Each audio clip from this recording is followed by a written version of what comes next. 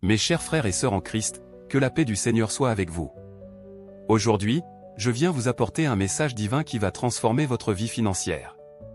Le Seigneur m'a confié une révélation extraordinaire concernant vos finances, et je sais que ce n'est pas par hasard que vous regardez cette vidéo en ce moment précis. Avant de continuer, je vous invite à vous abonner à notre chaîne et à activer la cloche des notifications pour ne manquer aucun message divin. Partagez cette vidéo avec ceux qui ont besoin d'une percée financière dans leur vie. Dites-moi dans les commentaires, croyez-vous que Dieu peut transformer votre situation financière?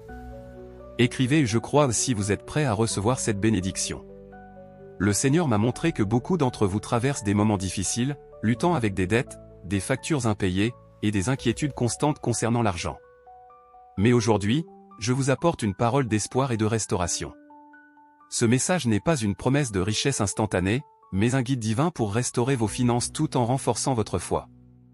Dans cette vidéo, nous allons explorer ensemble les principes bibliques de la gestion financière, combinés avec la puissance de la prière et de la foi. Je vais partager avec vous des stratégies pratiques inspirées par la sagesse divine pour transformer votre relation avec l'argent. Restez jusqu'à la fin, car chaque partie de ce message est essentielle pour votre restauration financière. Le Seigneur a un plan spécial pour vos finances, et ce n'est qu'en comprenant l'intégralité de ce message que vous pourrez accéder à cette bénédiction. Mes frères et sœurs, je vous exhorte à persévérer dans l'écoute de ce message divin. Chaque mot que je vais prononcer est imprégné de la sagesse céleste, conçu pour vous guider vers la restauration financière que Dieu a préparée pour vous. Ne laissez pas les distractions vous détourner de cette révélation. Le Seigneur m'a montré que certains d'entre vous seront tentés d'arrêter la vidéo avant la fin, mais je vous en prie, résistez à cette tentation. Car c'est dans les derniers instants que la clé de votre transformation financière vous sera révélée. Imaginez un instant que vous tenez entre vos mains un coffre-fort. Ce coffre contient toutes les ressources dont vous avez besoin pour surmonter vos difficultés financières. Mais pour l'ouvrir, vous devez connaître la combinaison complète. Chaque partie de ce message est un chiffre de cette combinaison. Si vous manquez ne serait-ce qu'un seul chiffre, le coffre restera fermé. Je vous encourage à prendre des notes tout au long de cette vidéo. Notez les passages qui résonnent en vous, les conseils qui s'appliquent à votre situation. Ces notes seront votre feuille de route personnelle vers la restauration financière. Rappelez-vous, mes amis, que Dieu ne fait pas de promesses en vain. S'il vous a conduit à écouter ce message aujourd'hui, c'est qu'il a un plan pour vos finances. Un plan de prospérité, non pas de malheur, un plan qui vous donnera un avenir plein d'espérance, comme il est écrit dans Jérémie 29, 11. Alors, restez avec moi. Ouvrez votre cœur et votre esprit à la sagesse divine que je vais partager avec vous. Car c'est dans l'obéissance et la persévérance que vous verrez la main de Dieu agir dans vos finances. Mes chers amis, le moment est venu d'ouvrir vos yeux spirituels et de percevoir les signes de la transformation que Dieu prépare dans vos vies financières. Aujourd'hui, vous êtes à l'aube d'une nouvelle ère de prospérité, non pas basée sur l'avidité ou le matérialisme, mais sur les principes divins de gestion et de générosité. Imaginez-vous vous réveillant chaque matin, libéré du poids de l'anxiété financière. Visualisez une vie où vos factures sont payées à temps, où vous avez la capacité de donner généreusement, et où vous pouvez planifier sereinement votre avenir. Cette vision n'est pas un rêve lointain, mais une réalité que Dieu veut manifester dans votre vie. Le Seigneur m'a révélé que pour beaucoup d'entre vous, les premiers signes de cette transformation seront subtils. Peut-être remarquerez-vous une opportunité inattendue, une idée créative pour générer des revenus supplémentaires, ou une nouvelle perspective sur la gestion de vos ressources. Ne négligez pas ces petits commencements, car ils sont les semences de votre future abondance. Je vous invite à partager dans les commentaires, quels changements positifs, aussi petits soient-ils, avez-vous remarqué récemment dans votre situation financière? Votre témoignage pourrait être l'encouragement dont quelqu'un d'autre a besoin. Rappelez-vous, la transformation que Dieu apporte n'est pas seulement financière, mais holistique. Elle touchera votre façon de penser, vos habitudes, et même vos relations. Soyez attentifs à ces changements et accueillez-les avec gratitude et foi. Dans les prochaines minutes, je vais vous révéler des principes bibliques essentiels pour aligner vos finances avec la volonté divine. Ces enseignements seront comme des clés ouvrant les portes de la bénédiction dans votre vie. Mes frères et sœurs bien-aimés, plongeons maintenant dans la sagesse éternelle de la parole de Dieu pour découvrir les principes divins de la prospérité financière.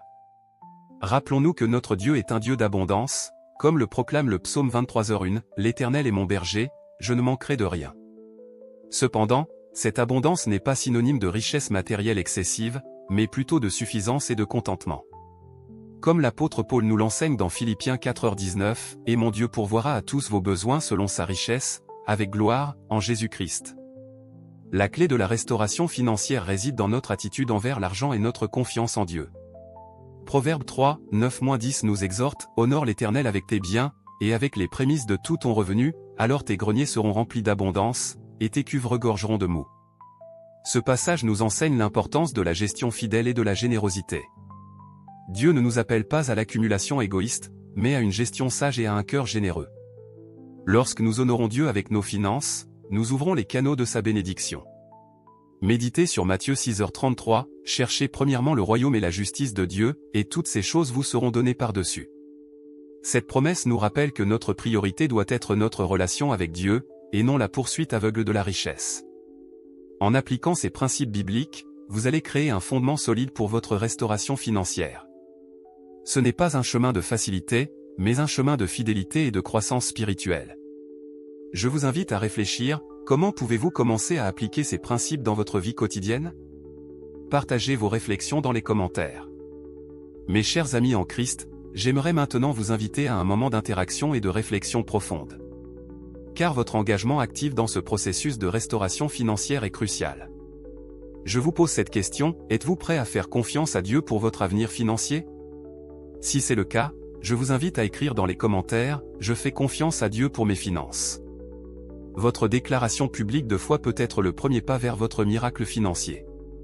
Maintenant, fermez les yeux un instant et visualisez votre situation financière idéale. Que voyez-vous? Une vie libre de dettes?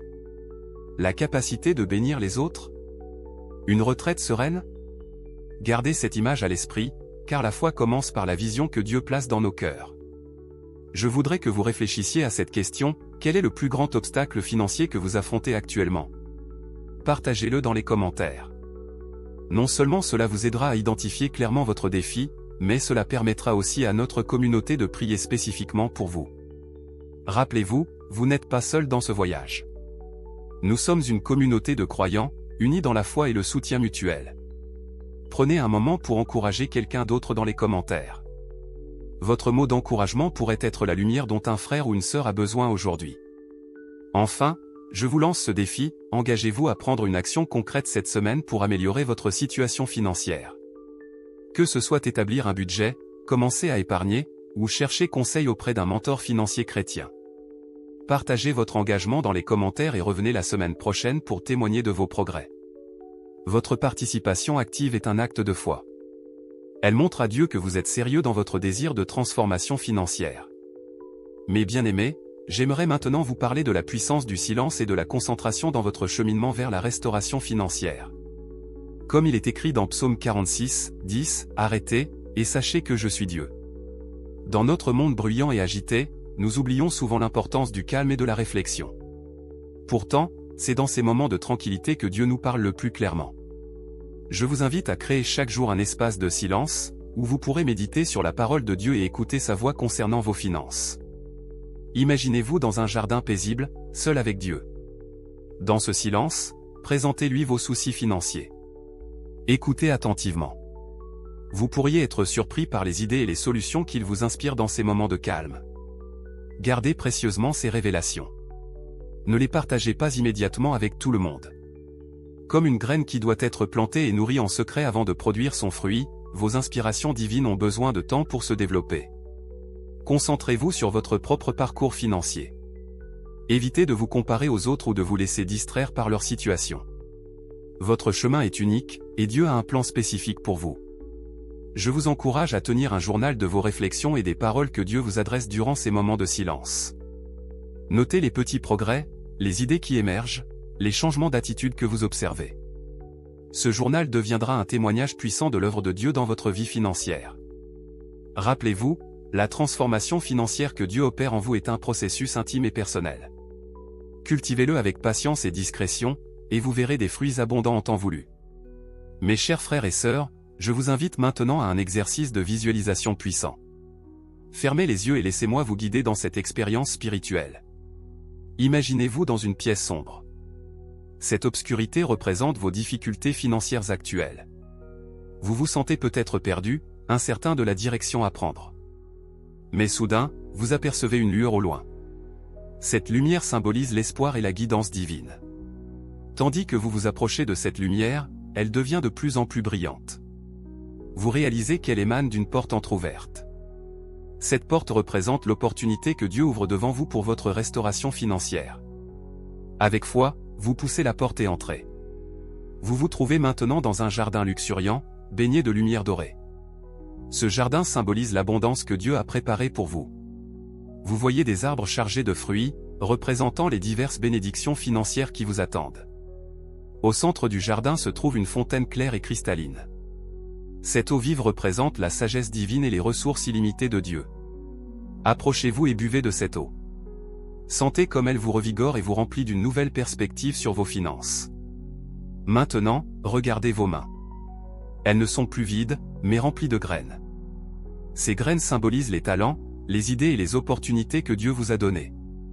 Il vous invite à les planter dans ce jardin, à les cultiver avec foi et diligence. Ouvrez les yeux doucement. Cette vision n'est pas qu'un simple exercice d'imagination. C'est une représentation spirituelle de ce que Dieu veut faire dans votre vie financière. Il vous appelle à sortir de l'obscurité, à entrer dans sa lumière, et à collaborer avec lui pour cultiver votre prospérité. Mes chers amis, j'aimerais maintenant vous parler de l'importance de la fidélité et de la préparation pour recevoir les grandes bénédictions que Dieu a en réserve pour vous. Comme il est écrit dans Luc 16h10, celui qui est fidèle dans les petites choses l'est aussi dans les grandes, et celui qui est injuste dans les petites choses l'est aussi dans les grandes. Dieu observe chacune de vos actions, chacune de vos décisions financières, même les plus insignifiantes. Votre fidélité dans la gestion de peu ouvrira la porte à la gestion de beaucoup. Ne méprisez pas les petits commencements. Chaque euro épargné, chaque dette remboursée, chaque acte de générosité, aussi modeste soit-il, est une graine plantée dans le jardin de votre prospérité future. Imaginez un fermier qui prépare son champ pour la récolte. Il ne se contente pas de jeter les graines sur un sol dur et négligé. Non, il laboure la terre, enlève les pierres, enrichit le sol. De la même manière, vous devez préparer le terrain de votre vie pour recevoir les bénédictions financières de Dieu. Cette préparation implique d'adopter une mentalité d'intendant fidèle. Reconnaissez que tout ce que vous avez vient de Dieu et doit être géré selon ses principes. Cela signifie établir un budget, vivre selon vos moyens, éviter les dettes inutiles, et cultiver la générosité. Je vous encourage à examiner vos habitudes financières. Y a-t-il des domaines où vous pourriez être plus fidèle ? Peut-être dans la façon dont vous gérez votre salaire, ou dans votre engagement à donner à l'œuvre de Dieu. Rappelez-vous, la fidélité n'est pas une question de perfection, mais de progression. Dieu ne s'attend pas à ce que vous transformiez vos finances du jour au lendemain. Il cherche un cœur disposé à apprendre, à grandir et à lui faire confiance dans le processus. Mes frères et sœurs bien-aimés, au cœur de notre quête de restauration financière, il est crucial de nous rappeler que la véritable richesse réside dans la paix et la sécurité que seul Dieu peut offrir. Comme le dit si bien Philippiens 4h7, et la paix de Dieu, qui surpasse toute intelligence, gardera vos cœurs et vos pensées en Jésus-Christ. Imaginez-vous vous réveillant chaque matin avec un sentiment profond de paix, sachant que le Créateur de l'univers veille sur vos finances. Cette tranquillité d'esprit n'est pas le résultat d'un compte bancaire bien garni, mais d'une confiance inébranlable en la providence divine. Visualisez votre esprit comme un lac calme et serein. Les soucis financiers sont comme des pierres jetées dans ce lac, créant des ondulations à la surface. Mais avec la paix de Dieu, ces ondulations s'apaisent rapidement, laissant votre esprit clair et tranquille, capable de prendre des décisions financières sages et réfléchies. Cette paix divine agit comme un bouclier protecteur autour de votre cœur et de votre esprit. Elle vous protège contre l'anxiété, la peur et le désespoir qui peuvent souvent accompagner les difficultés financières. Au lieu de céder à la panique face aux factures ou aux dettes, vous pouvez aborder ces défis avec calme et confiance, sachant que Dieu est à vos côtés. Rappelez-vous que cette sécurité en Dieu ne signifie pas une vie exempte de défis financiers. Cela signifie plutôt que vous avez un ancrage solide au milieu des tempêtes économiques.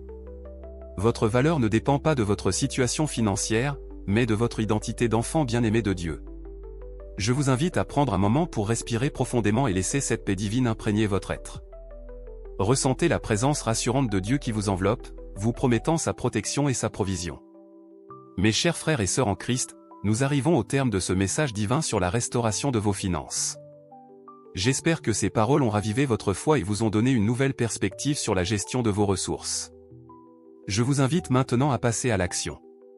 consacrez chaque jour un moment à la parole de Dieu, en vous concentrant particulièrement sur les passages relatifs à la gestion financière et à la confiance en Dieu. Laissez ces vérités divines guider vos pas et transformer votre mentalité concernant l'argent. N'oubliez pas de vous abonner à notre chaîne pour recevoir plus de messages d'encouragement et de conseils pratiques pour vivre votre foi au quotidien. Partagez cette vidéo avec ceux qui ont besoin d'espoir dans leur situation financière. Je vous pose cette question, quelle action concrète allez-vous entreprendre cette semaine pour améliorer votre situation financière tout en renforçant votre foi? Partagez vos engagements dans les commentaires. Votre témoignage pourrait inspirer d'autres personnes. Avant de nous quitter, unissons nos cœurs dans la prière. Père Céleste, nous te remercions pour ta fidélité et ta bonté. Nous te confions nos finances, sachant que tu es la source de toute provision. Donne-nous la sagesse pour gérer ce que tu nous as confié, la générosité pour bénir les autres, et la foi pour croire en tes promesses. Que nos vies financières reflètent ta gloire et ton abondance. Guide-nous vers la restauration que tu as préparée pour nous. Au nom de Jésus, Amen. Que la grâce de notre Seigneur Jésus-Christ, l'amour de Dieu et la communion du Saint-Esprit soient avec vous tous. Que Dieu bénisse vos finances et vous guide vers une vie d'abondance selon sa volonté.